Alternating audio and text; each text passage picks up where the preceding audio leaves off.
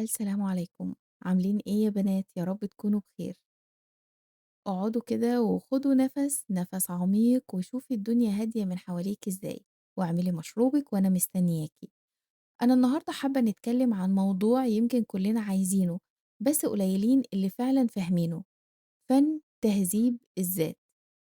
مش تهذيب السلوك بس، مش بس تخلّصي أو تتخلّصي من عادة أو تحسني التصرُّف في أي أمر من حياتِك، ده فَن عميق كده بيركّز على قلبِك وروحِك قبل أي حاجة، وصدّقوني إن الحياة ساعات بتخلّينا نحس إن كل اللي محتاجينه إننا نعدّل تصرُّفاتنا ونغيّر سلوكنا وننسى إن المشكلة الحقيقية أوقات بتكون جوّه القلب بتاعنا.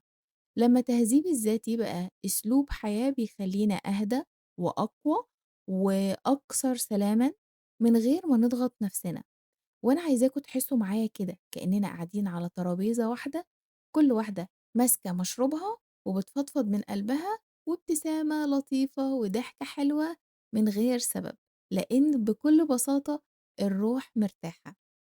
تعالوا نفهم مع بعض ليه كتير مننا بيحاول يغير من تصرفاته ويحس بعد فترة إن مفيش فرق. السبب بسيط قوي، إحنا بنشتغل على السطح مش على العمق. السلوك مجرد نتيجة، العمق هو اللي بيحرك النتيجة. يعني مثلا مثال بسيط قوي، لو واحدة عصبية لو حاولت تهدى تصرفاتها بس أو تهدي تصرفاتها بس هتنجح مؤقتا، بس لو قلبها مليان ضغط أو جرح أو توتر هترجع للطريقة القديمة من غير ما تاخد بالها. فن تهذيب الذات بيبدأ من الداخل.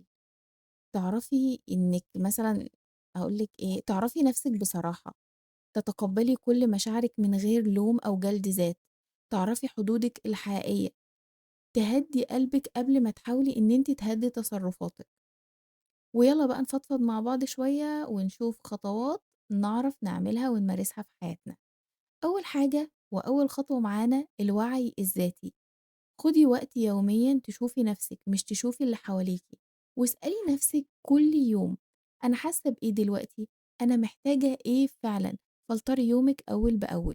التقبُّل بدون لوم، مش كل شعور لازم يتقمع، يعني ممكن تزعلي، ممكن تغضبي، ممكن تحسي بتوتر.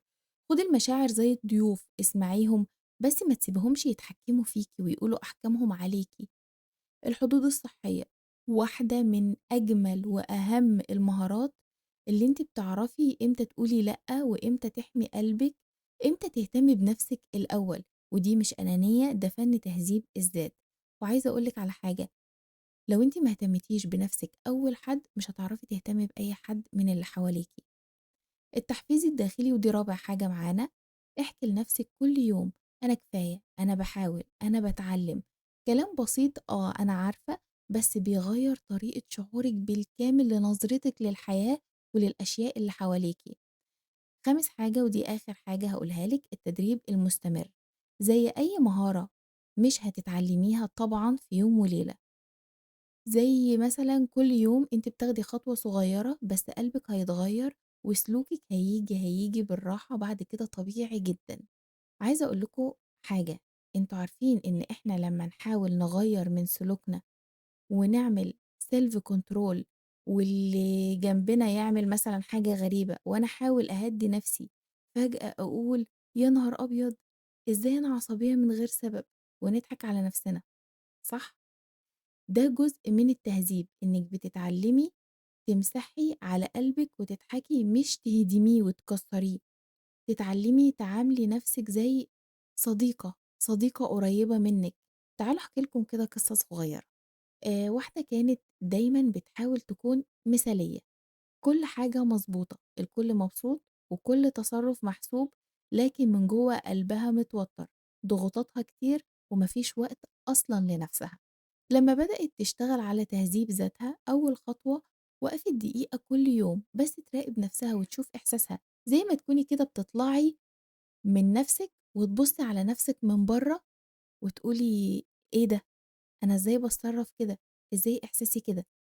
التانية قبل ما تغضب بتاخد نَفَس وتسأل نفسها هل ده هيفيدني لمّا أغضب وأتعصب، ده هيفيدني والّا هيضرني؟ التالتة بتتقبّل نَفْسها وتقول أنا مكسورة دلوقتي ومش مشكلة، كده هارجع أرمّم نَفْسي تاني، بس آخُد وقت صح. ومع الوقت تصرفاتها اتغيرت بشكل طبيعي من غير فرض من غير ضغط، لأن التغيير جه من العمق. منين؟ من القلب. أي حاجة بتبقى من القلب بتوصل للقلب. التغيير اللي من القلب هو اللي بيغير الشخص. تهذيب الذات فن مش مجرد قاعدة أو تصرف، ده رحلة كده مع نفسك انت بتعيشيها، مع مشاعرك مع قلبك. ده تدريب مستمر، صبر وتقبل، وبتصبري نفسك وبتكوني لطيفة جدا مع نفسك. وفي حاجة مهمة جدا، ما تنسوش تدوا لنفسكم فرصة كل يوم خطوة صغيرة، وبجد هتشوفوا الفرق كبير جدا جوه قلبكم. اللي جوه قلبكم هو اللي بيخلق السلوك مش العكس. وسؤالي ليكوا قبل ما اسيبكوا، هستنى اي حد سمع الحلقة يجاوب في التعليقات. ايه اكتر حاجة اكتشفتوها عن نفسكم لما بدأتوا تهذبوا ذاتكم؟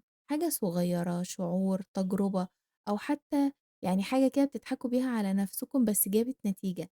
اكتبوها، والحاجة اللي هتكتبوها ممكن تكون مصدر نور لحد تاني هيقراها. واشوفكم في حلقة جديدة مع اسمع مع سنبلة، والسلام عليكم ورحمة الله وبركاته.